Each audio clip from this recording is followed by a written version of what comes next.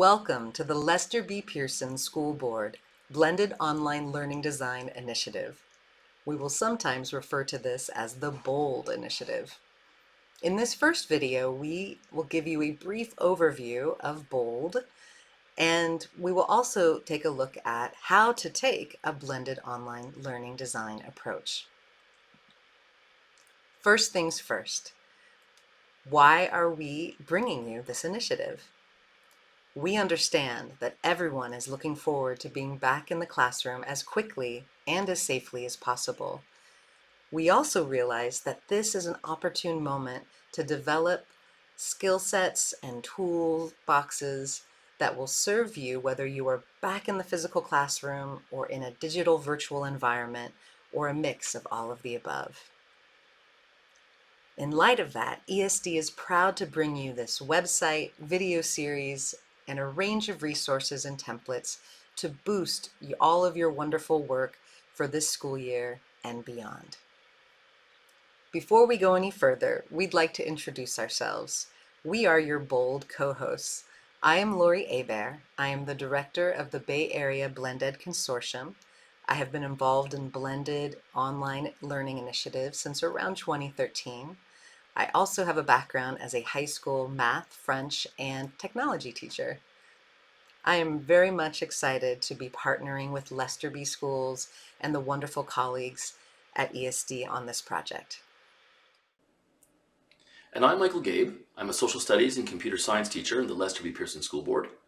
These days I'm in educational services working on the transition to online teaching. And like Lori, I'm happy to be here and I'm looking forward to working with all of you as we take our next steps into online instruction. Let's begin by looking at the 10 videos that make up the BOLD series. We've presented them on screen in the order that we would recommend, but you're certainly welcome to jump to any one that interests you at any time. One suggestion would be to watch the first 3 before you jump anywhere else, however, just because they lay out a common framework for things that you're going to see in the rest of the videos. Speaking of a common framework, we've presented some terms that we'd like to review with you just to ensure that there's no confusion over definitions as we make our way through the series. The first term is asynchronous, and it refers to any activity your students take part in on their own time in a self-paced, self-directed fashion. So let's say you ask your students to go home and research something for use in the next class. Or let's say you flip your classroom and tell your students, go home and watch this video on your own time and be prepared to discuss it next class. That's an asynchronous activity. Your students will do that activity on their own time and at their own pace. A synchronous activity is one done in real time between you and your students or between themselves. So for argument's sake, you may be teaching them something on a whiteboard, or you may put them in a breakout room and ask them to debate an issue or solve a problem. These are synchronous moments between you and your students or between themselves. The next term is the online classroom. This is the digital space where you post information relevant to your class and your students interact with it as needed in an asynchronous fashion. So for instance, Google Classroom, where you may post instructions or activities and students will go there to post questions or download something that they need on their own time. That digital space is your online classroom. Your on-ground classroom is just another term for the brick and mortar location that you've been used to teaching at for the last X amount of years. It's your physical classroom in whatever school you've been assigned to. So an on-ground classroom is just a bit of an updated term for what we've been referring to as brick and mortar, but you'll hear both. A virtual class is where you meet with your students in a video conferencing tool like Zoom or Google Meet. So when you meet with your students on a daily or weekly schedule to do whatever it is you do, check in, teach, whatever the case may be, that's a virtual class. Last but certainly not least is the term blended. And blended refers to a combination of all the concepts we've just discussed, where when assembled or when combined, create a flow of education that is not bounded by time or space. So when your students are learning both in your brick and mortar or on-ground classroom, but when they're also meeting with you online when they're not able to be there, when they're able to go to your online classroom to get information at whatever moment they need it, but when they have synchronous moments with their peers and with you, or asynchronous moments when they're learning on their own, when you combine all of these things together, you have blended instruction. Now that we have some good common vocabulary to work with, let's look at the top 3 reasons to strengthen your BOLD muscles.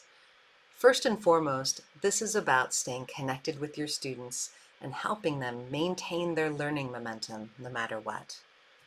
Secondly, this is an opportunity for you to boost your teaching practices using new skills and tools along the way. And last but not least, teachers who develop their bold muscles tend to find that these skills translate beautifully to the physical classroom, enhancing and extending all sorts of learning possibilities. Now, as we consider what blended online learning design looks like for Lester B schools, we found ourselves considering and thinking about the analogy of a blender and how you can make some pretty remarkable things using very simple ingredients, such as a smoothie. You could get by with 2 or 3 ingredients and come up with something pretty phenomenal. The same thing's true about taking a bold approach in this school year. So you'll have asynchronous ingredients and synchronous ingredients, digital, virtual, physical ingredients. And you can play with those ratios and add in other ingredients along the way. But we'd like to build off of that idea, the analogy of a blender and of a bold smoothie, and set the goal for everyone to be able to make a basic bold smoothie this school year using certain common ingredients, and with the open invitation, of course, to throw in other ingredients along the way to yield unique results. Let's combine the smoothie analogy with the reality of teaching online, in that in both cases, you're going to need certain basic ingredients just to get started before you can even consider customizing it to your taste. From the teaching perspective, that means choosing an online classroom and virtual meeting platform. The online classroom, something like Seesaw and Google Classroom, which we discussed earlier, is where you'll post information relevant to your class, and your students will go interact with it on their own time, self-paced, self-directed, in an asynchronous fashion. The virtual meeting platform is your video conferencing tool, whether that's Zoom or Google Meet, and this is where, on a scheduled basis, daily or weekly, you'll meet with your students for those synchronous moments, teaching them something new, letting them interact with each other, etc. Now, you're absolutely welcome to choose a platform that is not one of the 4 we've got on screen, but these are the ones that Educational Services is best prepared and best equipped to help you with, whether your questions are pedagogical or technical in nature. Now, once you've settled on your 2 platforms, the next logical question is, how do I make this experience personal? How do I customize my blended instruction so it's a reflection of how I like to teach and the deliverables that I want from my students? Now, the good thing is that there's no shortage of third-party tools available on the internet that will allow you to do that. So let's say you like to do presentations on screen and have interaction with your students while that's happening. We'd point you towards Pear Deck and teach you how to use that. Let's say you want your students to engage in real-time debate and discussion, or perhaps asynchronous debate and discussion. We'd point you towards Kialo or Parlay. And maybe you want to gamify the act of learning. Well, we point you to Quizzes or Kahoot or Gimkit. But in a nutshell, there's literally no shortage of these sort of tools that allow you to customize the learning experience and the teaching experience for your students so that your blended instruction is a reflection of your style. On behalf of Lori and myself, thank you for watching this first video. Again, here's a list of all the videos in the series, and we're looking forward to seeing you in the next one.